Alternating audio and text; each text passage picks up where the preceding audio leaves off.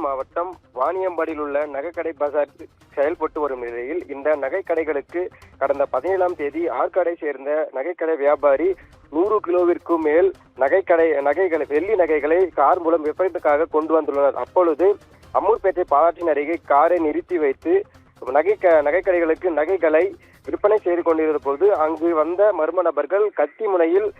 நகைக்கடை வியாபாரி மற்றும் கார் ஓட்டுநர் மற்றும் அவருடன் வந்த நபர்களை மிரட்டி சுமார் 1 கோடி மதிப்பிலான 38.5 கிலோ வெள்ளி நகைகளை கொள்ளையடித்து சென்றதாக நகை வியாபாரி வாணியம்பாடி நகர காவல் நிலையத்தில் புகார் அளித்த நிலையில் இது குறித்து வாணியம்பாடி நகர காவல்துறையினர் மற்றும் திருப்பத்தூர் மாவட்ட காவல் கண்காணிப்பாளர் ஷியாமலா தேவி தலைமையிலான தனிப்படை காவல்துறையினர்